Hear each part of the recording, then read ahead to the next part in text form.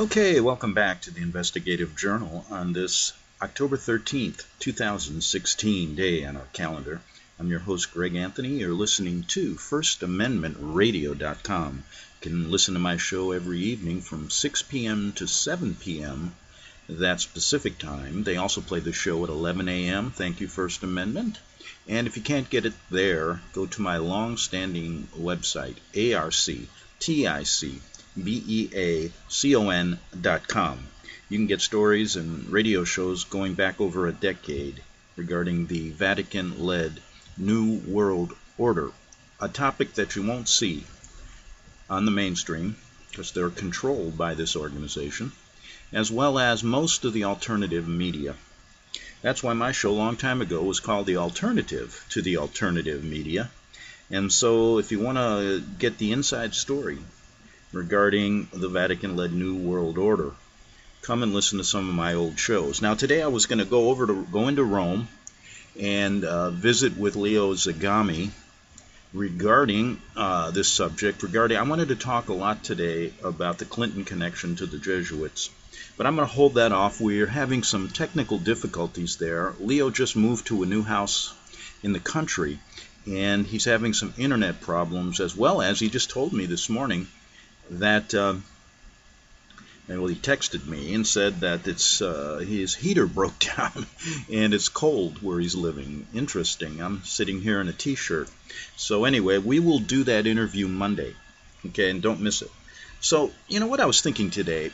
I made a statement once. I said if you belong to a certain religion, a large religion like Catholicism or Buddhism or Islam, make sure you understand the hierarchy, what they're all about, and do a lot of research, because many people blindly follow these people, the people at the top of their so-called religions, but they never understand where they come from, what their teachings really are. And boy, it's a subject, that's how I really went after I was born a Catholic. But one thing I also have not talked about in a long time is the Jesuit influence in the Mormon Church. And I had to go way back. Now, I've done shows, a lot of my shows were destroyed by Republic Broadcasting Network after they gave me an ultimatum not to talk so much about the Vatican, and so I left. But I did recover many of them. Well, I did. Many of my listeners did. And we pieced together a lot of them. Some are missing. But I thought, since I had another interview planned today, that I would go back into my archives and pick out an interesting interview I did with a man by the name of A. True Ott. Now, I'm going to play the second half of a show I did in 2006, and then that was a follow-up interview I did with him. And then I'm going to go back to the second hour. I used to do 2 hours at the time. And in the second half hour of this show, I'll go back to the original interview I did and pick it up in the second hour. You'll get an idea of what this is all about. And it's a shocking story of this man being excommunicated by the Mormon Church. And through this, he learned the Jesuit connection of how this religion came about. Quite interesting. Now, I have to look back on this, and when I ran these stories, boy, I got thousands of emails. I would say 2/3 of them were hate emails from Utah and other places. But there were some people that came out of the woodwork to verify what A. True Ott was saying. So let's pick up that interview, and I thought you might find it interesting. And will you get that up, pod that up for me? Here we go. Let's see if we can get the volume correct, and here we go. My next guest was excommunicated from the LDS Church, appeared on my show several months ago and is back for an update. His revelations, of course, brought numerous emails. I'm talking hundreds of responses, many of which brought to light some new information regarding what Mr. Ott was saying, and that was that he's written a book called Free at Last, talking about how The Mormon Church, the LDS Church in Salt Lake City, has been corrupted, similar to that as the Catholic Church, and had brought out started in revelations about satanic worshiping inside the church. In fact, before today's broadcast, he was actually meeting with a person who had one of those experiences. Can't mention her name at this moment. But since then, Mr. Ott, his revelations have not surprisingly, brought critics out from the Mormon Church, who vehemently castigated me, Mr. Ott, for being a person who wanted to denigrate the Mormon Church, who had no respect for it, and it's categorically a lie, categorically not true. The only way to understand what's happening in our country is to understand how to lay the groundwork, and it's similar to how you lay the groundwork in a case, of how the powers that be that are in Washington and overseas, in England, and all over the rest of the world have basically decided to work together by controlling governments, by controlling religions. And if anybody knows, I made that comparison earlier at the top of the hour of a horse race. If anybody's familiar with it, the best way to fix a horse race is to get all the participants working together, and that's all the jockeys. I remember talking to one once in St. Louis that worked at an old track. He said, I made more money not winning races than I did winning them. And that basically is the theory behind Mr. Ott's book, Free at Last. Basically, he's talking about the corruption of the Mormon Church. He's talking about how this has links to our government and worldwide. Mr. Ott, how are you today? Good, Greg. How are you? I hope that was I hope I was on track on that introduction, and the reason for having you back is to let you know that your story created an enormous amount of response, both good and bad. And I wanted to let the listeners, just update our listeners on what your book is about and what allegations you made the last time you were on the show. Well, the best way to have the book stand for itself, and I'm making the book available on a CD-ROM, kind of an e-book type of format, Greg, and I'm doing this free of charge. Mm-hmm. If anybody would want to just get it, I let the book speak for itself. It's my story. It's my history. I'm a fifth-generation Mormon. Nobody has more at risk in this whole thing as far as culture, as far as family, than I do. I don't want to see. I tell people all the time, I wish this wasn't true, because it's nice to have a safe haven, a safe harbor. But the fact is, Greg, it is true. And I say we collectively, the world, is heading into an incredible time of uncertainty.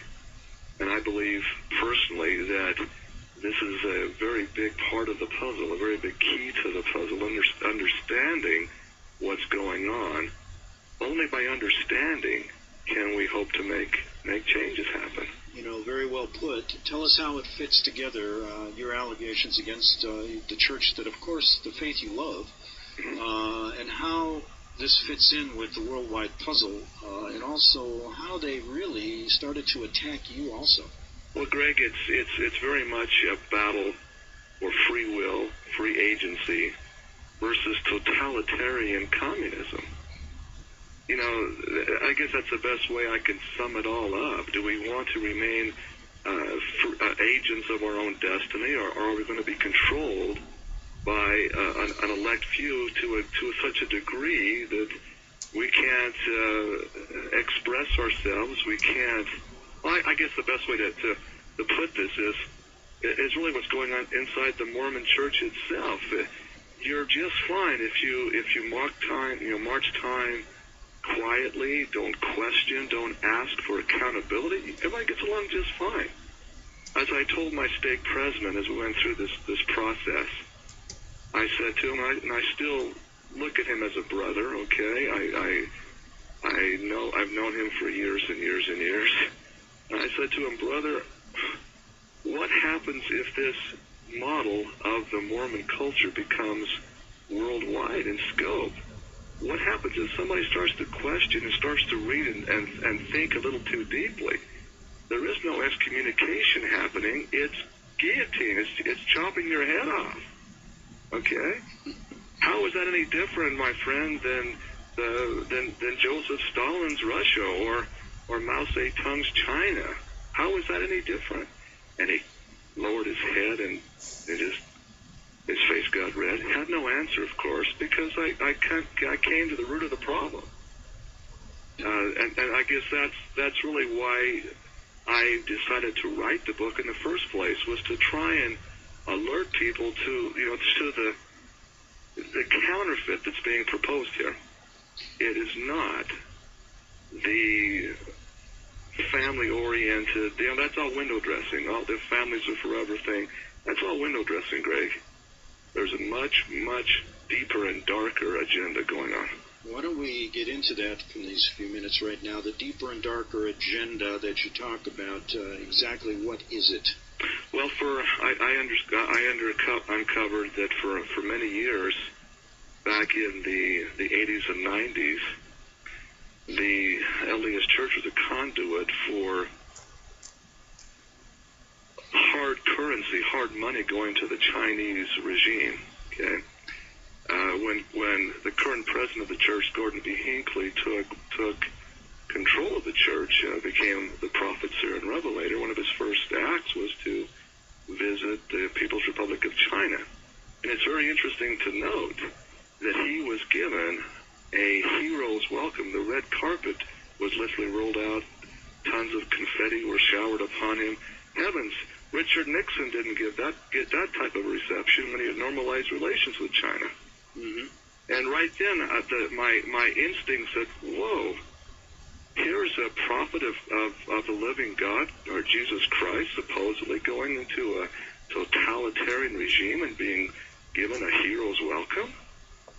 That was my first little chink that I started to think that something was not right. And then you look at people that have been called into the leadership positions during Hinckley's administration, people like Donald L. Staley. Brother Staley is the head of the U.S.-China Business Council.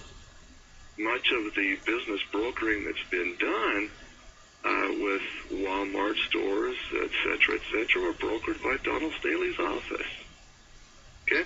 Either we are a free nation and we espouse free agency and the dignity of human rights, Greg, or we're not. We can't come to the table and eat of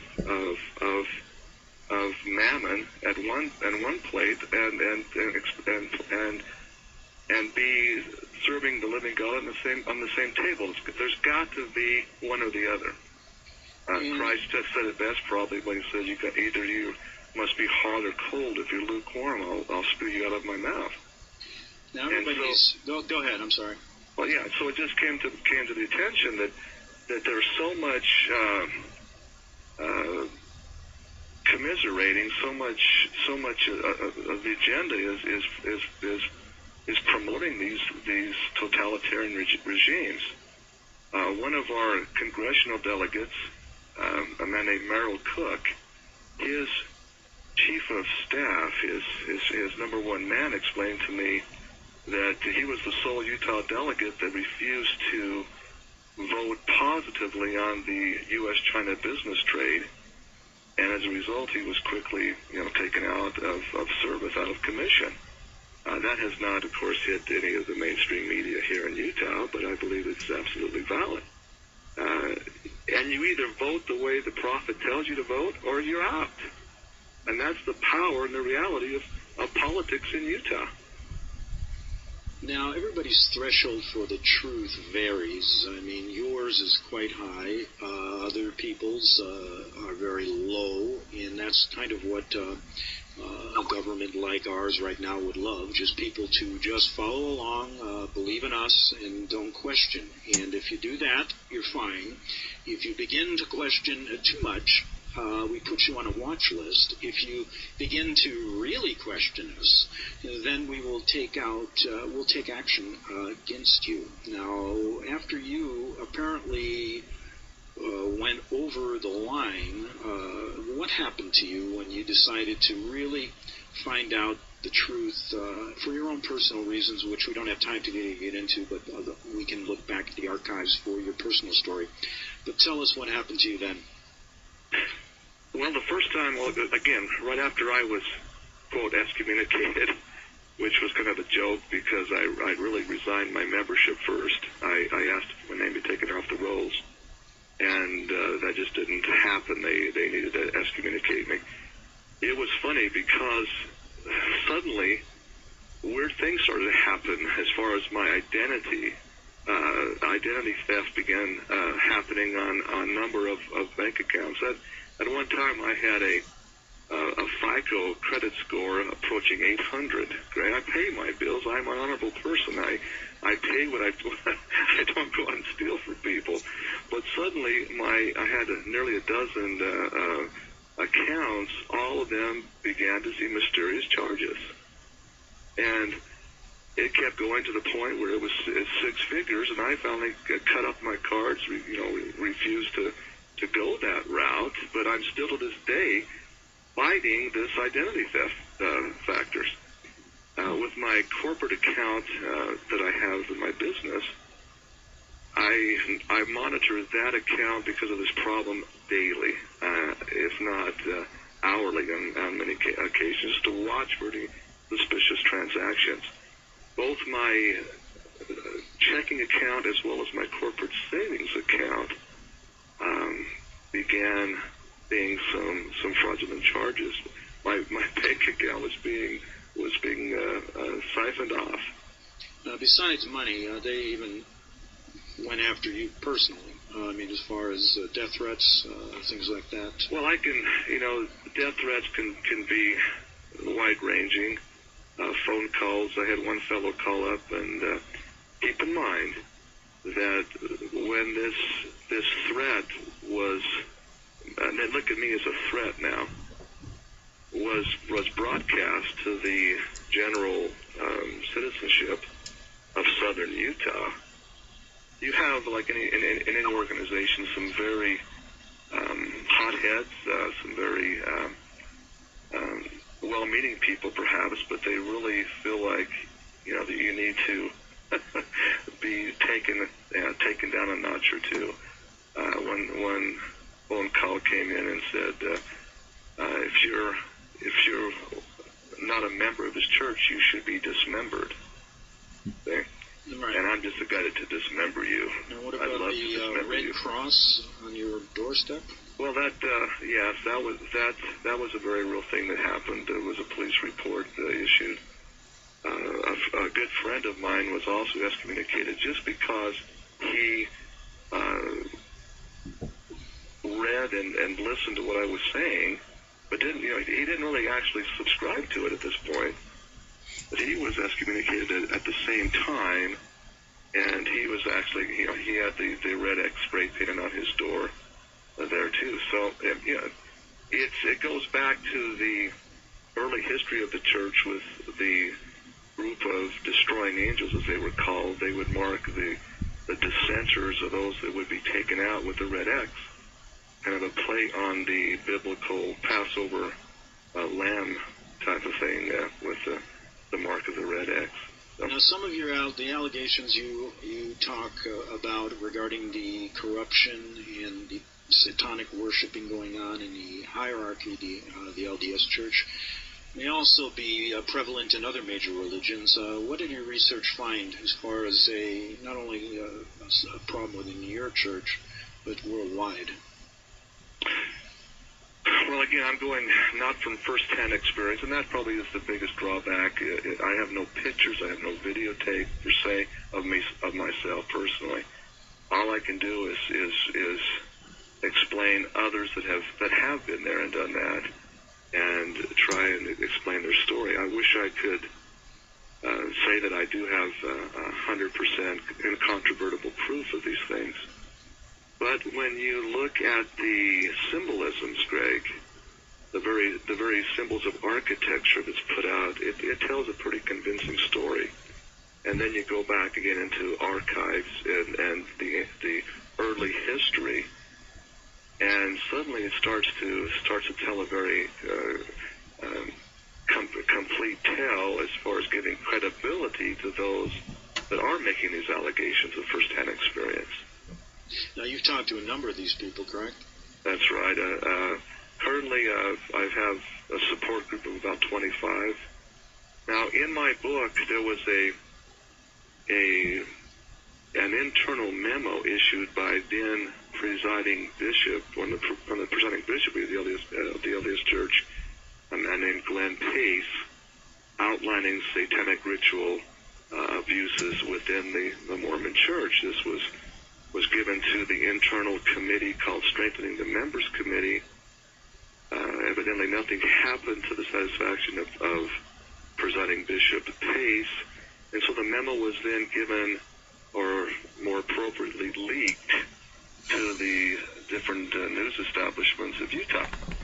And for about 6 months, there was quite a buzz going on in Utah concerning satanic ritual. But as all things, nothing conclusive happened. In fact, it's not even talked about today above guarded whispers. But Bishop Pace did say in his memo, quite convincingly, that he had met with over 60 different victims. And the numbers could be geometrically higher, he says, quote, if I didn't limit myself to only meeting one a week, end quote. So that gives kind of the scope of the problem in the church, if we are to believe presiding Bishop Glenn Pace. Now, in my book, Free at Last, I give the Pace memo in its entirety. Okay, True, we'll be back in 3 minutes with our final segment on the Investigative Journal. We're back on the Investigative Journal, our final segment. True Ott has written a fascinating book called Free at Last, and to get right at it, to get at people that may say you're a Mormon basher, what would you tell them? Why are you trying to get at the truth so intently here, True? Well, I don't want to bash anything. I want to be a truth supporter, a truth seeker. I think that I don't think this, I know the vast majority of the Mormon people are very hardworking, very good, and very, very honorable people. And to me, it's such a shame that this great organization cannot be channeled for truly good, instead of being a smoke screen to hide probably one of the worst evils this planet's ever seen, Greg. Yeah, and you know something, to put this in light with other religions, other government entities, for over 20 years or so, I've interviewed a number of people, and through their interviews, not my thoughts or feelings, their communication to me has led me to make this statement, that if we are looking for the enemy, we must look worldwide now. This is the New World Order, folks, but who are they? And I think True Story helps to bring some of the pieces together, just as perhaps Eric Phelps' story or others who talk about the same type of satanic corruption in the Vatican. Those who've written about Bohemia Grove and all the corruption and all the satanic worshiping in our government. Now, if we are to look for the enemy, I think we have to look beyond government policies, but look at something higher up that's a little bit more demonic. Don't you agree? Absolutely. It is bigger than all of that. In fact, if you anybody that wants to email me, I'll send out this DVD, or it's a CD-ROM. I'm sorry, it's a CD-ROM with the book on it, along with I also have two very rare, very valuable books that were published in 1695. That I have photocopies of this that I want to get out to anybody that has an interest. Okay, we're going to have to take a break, and I'm going to come back, finish. There's a couple minutes on this interview left, and then we'll go back, and I'll give you some more background on A. True Ott. Back in 3 minutes on the Investigative Journal. Since the beginning of time, kings have sought it, nations have fought for it. It has been traded, it has been borrowed, it has been purchased, it has been stolen. There's a reason for it. To secure the blessings of liberty to ourselves and to our posterity, invest with the security of gold and silver. Call Discount Gold and Silver Trading at 1-800-375-4188 or visit discountgoldandsilvertrading.net. Listen to Financial Survival with your host Melody Cedarstrom right here on FirstAmendmentRadio.com at 4 p.m. Eastern or 1 p.m. Pacific Time. Visit discountgoldandsilvertrading.net or call Discount Gold and Silver Trading at 1-800-375-4188. Toll free 1-800-375-4188. Visit crosstheborder.org, C-R-O-S-S, crosstheborder.org, to get your print, EPUB, or PDF version of the book, The Rapture Will Be Canceled. That's crosstheborder.org. I know you all want answers, and believe me, so do I, and I'll do my best to get them. Despite Nicolas Cage's promise to do his best to get left behind rapture answers for us, don't hold your breath. Not everyone believes Left Behind is true prophecy. Some may even regard as conspiratorial the mainstream re-release of the Left Behind movie with actor Nicolas Cage portraying the main character as an attempt to further reinforce in the minds of all this perception of false prophecy in order to condition the masses for the play about to begin. If you want true Bible prophecy answers, get the book, The Rapture Will Be Canceled.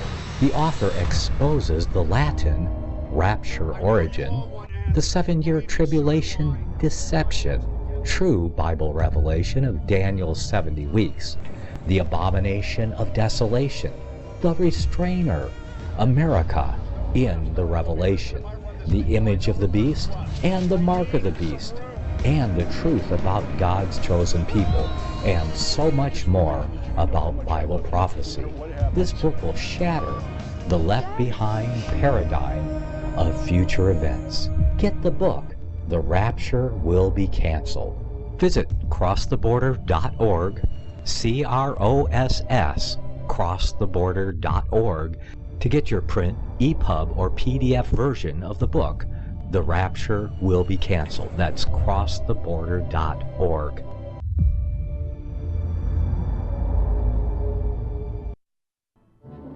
The book of Revelation says, the spirit of prophecy is the testimony of Jesus Christ. This is at the very heart of FirstAmendmentRadio.com. In that spirit, we have created the Prophecy Reality News app for all of your mobile devices, streaming First Amendment Radio 24 hours a day, 7 days a week. Available for your Apple, Android device, and smartphone, absolutely free. Get the Prophecy Reality News app installed today so you can listen to First Amendment Radio wherever you are. The Prophecy Reality News app. Get it now.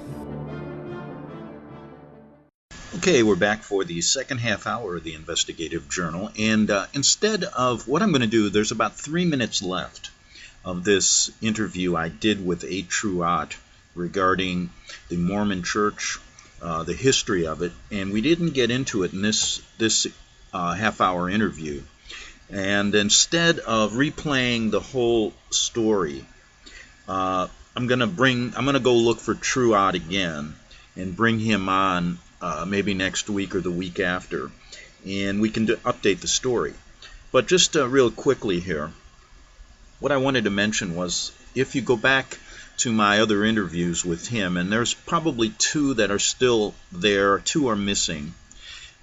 Basically what he said is, through he said he was a 5th generation Mormon, and he came up with some startling information regarding how the Jesuits perhaps wrote the Book of Mormon just like they wrote, as we've talked about, the probability that they created Islam.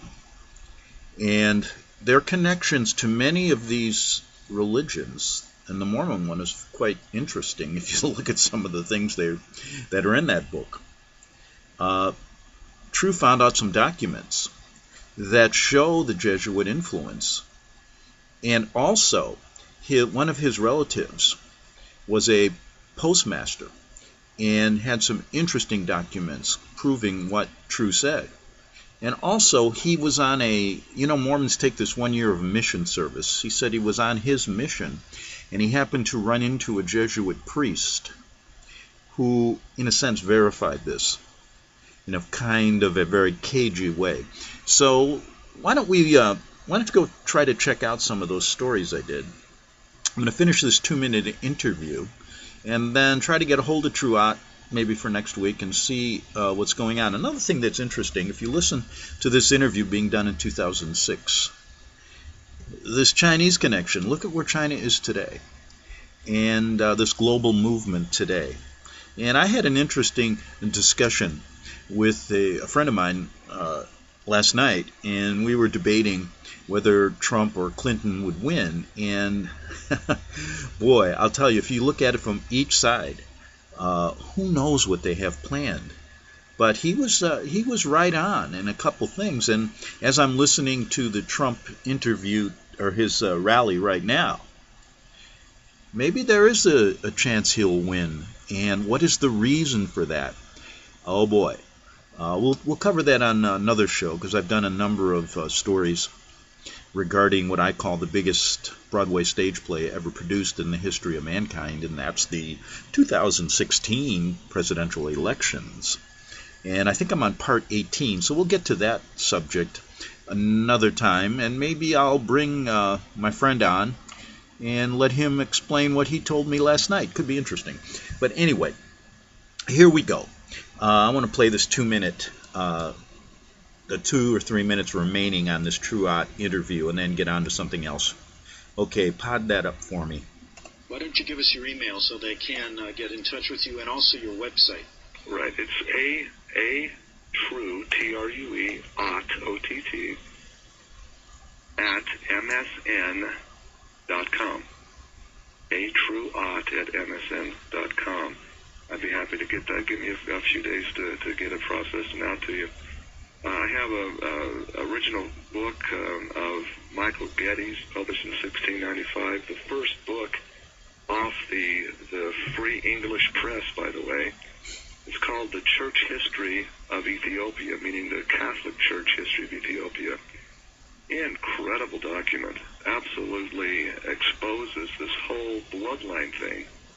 Going back in and exposes what's really been going on in Africa, not just in modern times, Greg, but golly, this darkness has been going on since the Dark Ages at 600 AD. Okay, there's a tremendous history that's been hidden from the world concerning Ethiopia.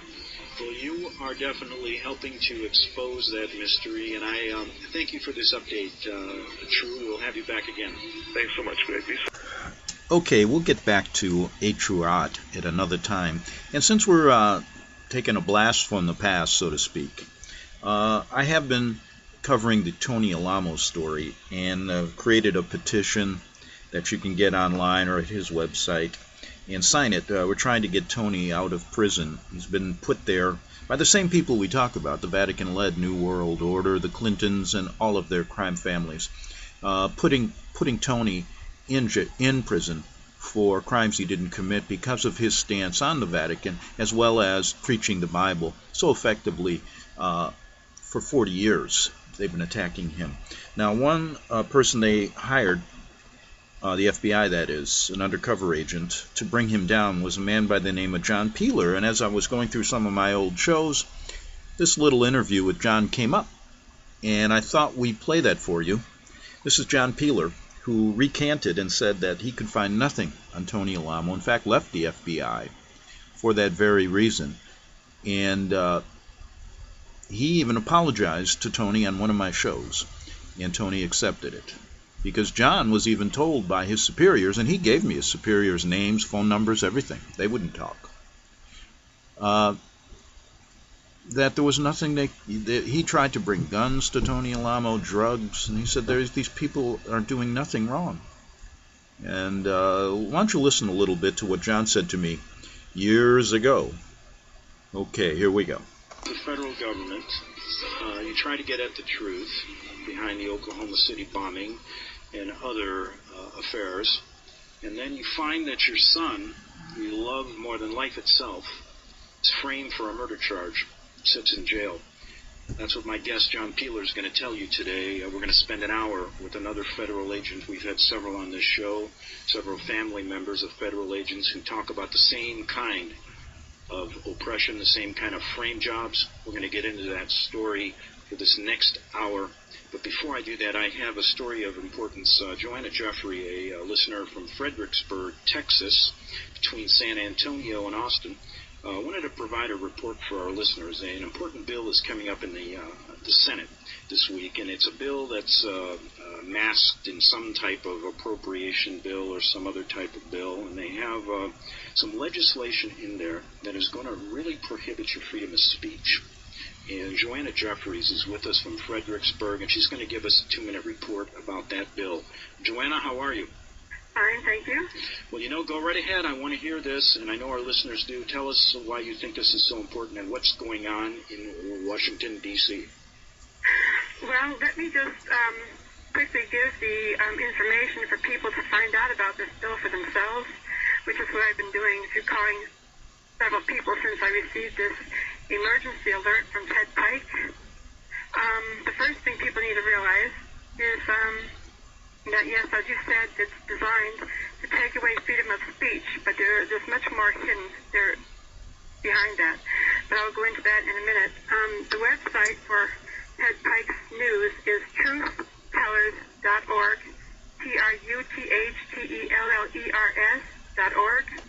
Okay, I remember that interview. It was a short 2-minute interview. Sorry, I potted up the show prior to where I wanted to, and that bill basically was something that was it's an amazing story, but I want to center right now, and I'll bring that back to you another time. I want to center on John Peeler, so give me a second here to pot up the old broadcast.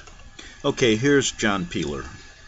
I basically gave you a slight introduction. Federal agent, your son's been framed for a crime he didn't commit, and you were trying to get out information about a whole bunch of things, including Oklahoma City. Tell us your story. How are you today? Hey, I'm doing great. May I, Mr. Skominski, may I call you Greg? You can call me Greg, yes. Okay, that's good. Thank you, sir. Go right ahead. But anyway, I'd like to say first off, the lady was talking earlier, I was with the New World Order. I'm no longer with the New World Order. That's why I'm talking to you. But I got a medal from the New World Order. I didn't even know I worked for the United Nations till they gave me a silver medal at a ceremony once. I didn't even know I worked for the United Nations, but apparently I did. But anyway, I'd like to read a letter, if I may, and then I'll go into detail about the letter. But this is one of the many letters that I wrote. I wrote this letter May the 31st, 2004, to President George W. Bush, and I also sent letters to most of the United States congressmen, the governor of Arkansas, Mike Huckabee, the FBI, ATF, DA, all the federal agencies. And, it's against the law to lie to a federal agent. Okay. So if this letter was a lie, I would be in jail along with Martha Stewart. Okay, now how long were you a federal agent, just for our listeners? I've been on ever since I was just about an Eagle Scout when I was very young.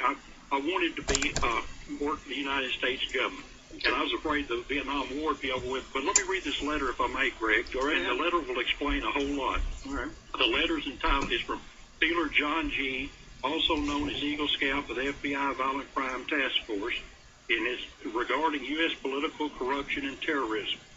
I went undercover for the U.S. Violent Crime Task Force, combined United States Secret Service, Bureau of Alcohol, Tobacco, and Firearms, FBI, Violent Crime Task Force, Arkansas State Police, Little Rock Police, and other federal agents and police departments around the United States and the world in order to stop KKK and Muslim and other extremist terrorist plans to attack the U.S. White House, the World Trade Center, the TCBY building, Arkansas State Capitol, Stevens Building, Sherwood Communication Tower, and many other targets. I was successful in some cases, and then the task force agents forced me to target Pastor Tony Alamo, this guy was just a squeaky clean pastor here in Arkansas that refused to contribute to or give money to the William Jefferson Bly campaign, also known as William Jefferson Clinton. Okay, he was supposed to be David Koresh before David Koresh was, but we couldn't get him to take a truckload of weapons. He refused them. Gunsmith Mike Ash, professor, he was supposed to be the patsy for the Oklahoma bombing before Tim McVeigh was. Professor Lane LaRue, KKK high finish priest Wilbur Hale, and Muslim Imam Jamal Amin al-Faras, due to their political views that the politicians and task force agents did not like. I was forced to target, befriend, trap, and frame these men for tax, firearm, and other terrorist crimes with the use of outrageous task force involvement. Without my forced involvement, these men could not have been framed and convicted of these federal crimes. Against task force orders, 3 weeks before the Richard Wayne Snell Patriot Day bombing of Oklahoma Federal Building, I wrote warning letters to the United States President and many others, and 3 months before the Black September World Trade Center 9/11 attack, I wrote warning letters to the Mayor Giuliani of New York, the U.S. President, and many others, including the FBI and task force agents. The task force agents recently of the FBI in Arkansas recently forced me to submit the 3 polygraph examinations. I passed the polygraph exams of the FBI Special Agent William W. Beersdorf. His telephone number is area 501-221-9100. Due to my zealous task force involvement, my youngest United States son, Eagle Scout and United States Marine Corps Lance Corporal John Christopher Peeler, was framed for an alleged murder in the very KKK active state of Arkansas, with no body, no weapon, no crime scene, no blood, no forensic evidence, no eyewitnesses, no etc. Just KKK perjury and state police and U.S. federal suppression of real evidence and obstruction of justice. I would like to request that Arkansas State Police and U.S. congressional investigation of these political crimes perpetrated by the Arkansas State Police, federal agents, the task force, and corrupt politicians that allow these terrorist acts to happen. The only thing necessary for evil men to triumph is that good men do nothing. My son's name is John Chris Peeler. He's now number 107832, East Arkansas Regional Unit, Post Office Box 180, Brickey, Arkansas, 72320-0180. And he's doing live without for murdering a guy that he never met. And the bad thing is, Greg, it could happen to you or any one of your listeners or anybody in America. It set a precedent. It happened in Arkansas, which is more corrupt than most of the states of the United States. And things happen here that do not happen in other places, thanks God. But, you know, it could happen to anybody, anywhere now.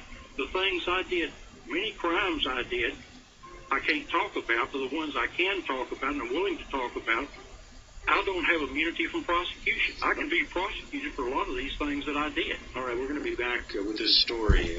Don't leave if you're listening. We'll be back with John Peeler in 3 minutes on the Investigative Journal.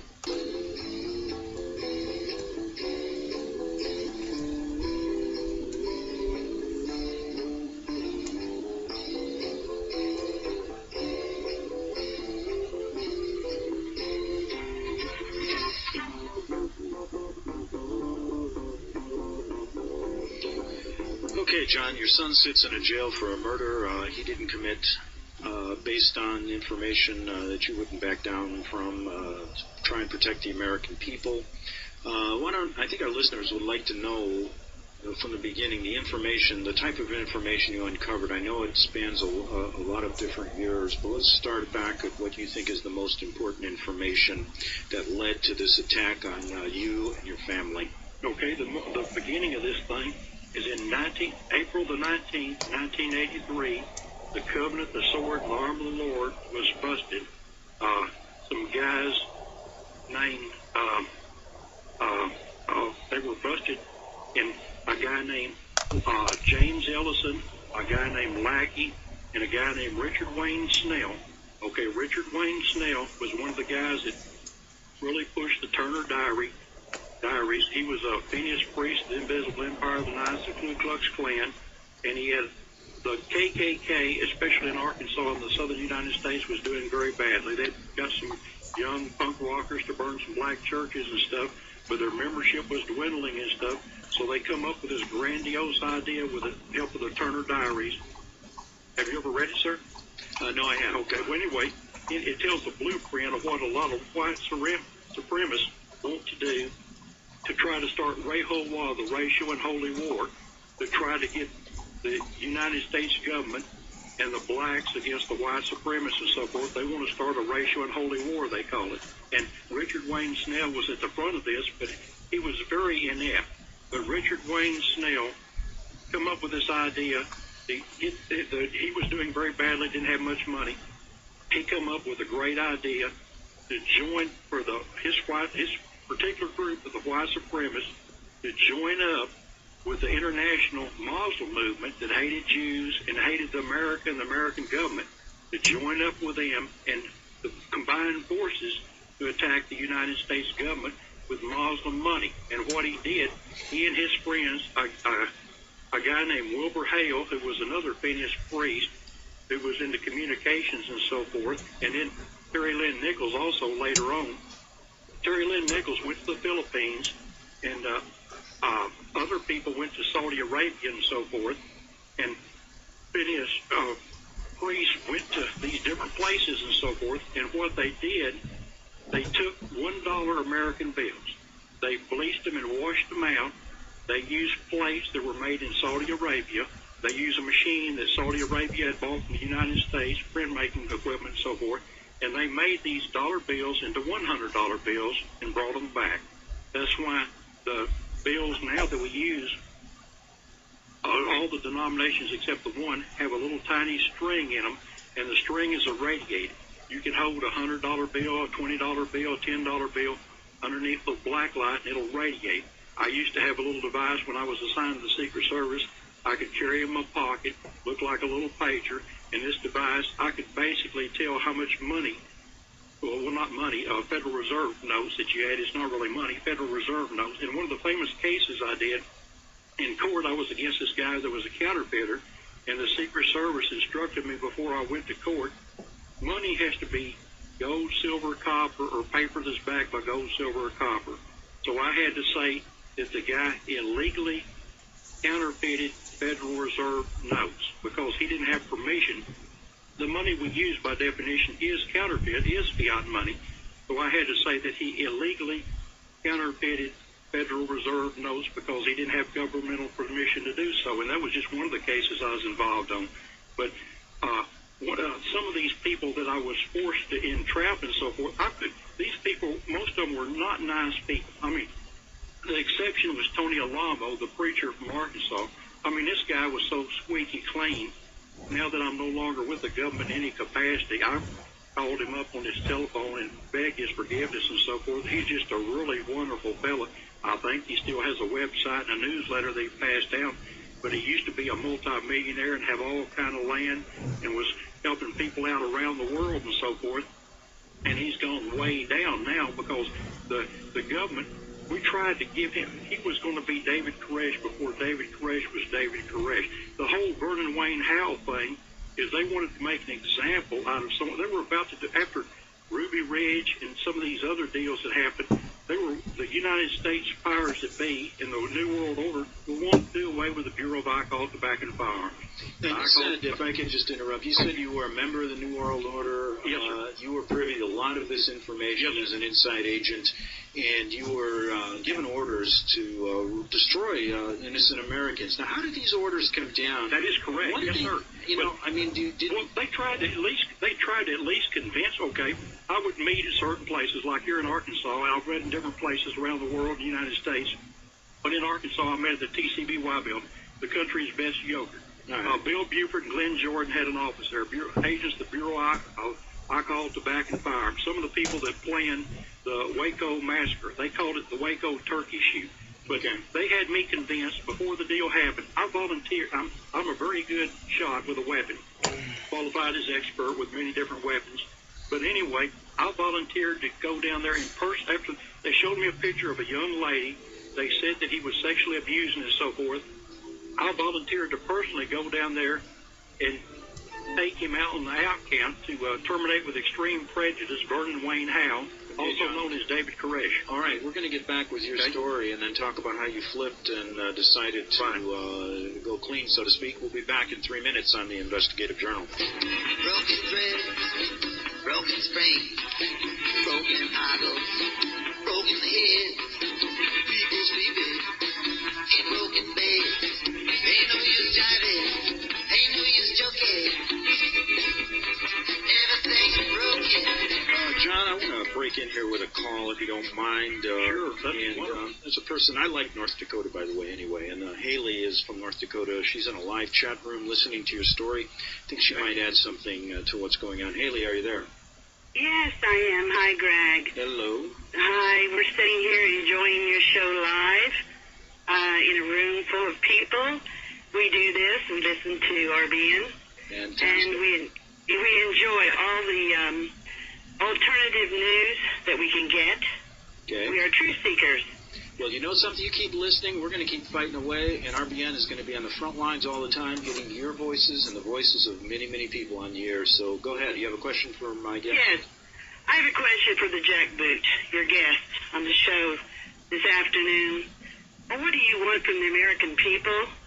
What goes around comes around. I cannot believe that you would have the audacity to get on a live radio talk show and whine because your son is sitting in prison when you and many other jackboots were involved in the murder of women and children at Waco. I can't believe this. I cannot believe that you would...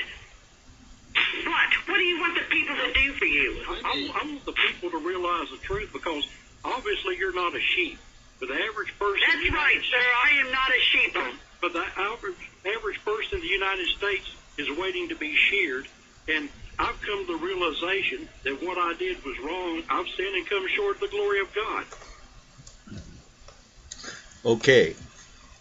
As you can see, the discussion got heated back then in 2006. And there are many, many people that called in and couldn't reconcile what John did and then how he changed. The one thing I wanted to mention was that he came clean and told the truth about Tony Alamo, and that's what really changed John. It's a great story. Back in tomorrow. No, we're going to take the weekend back Monday on the Investigative Journal.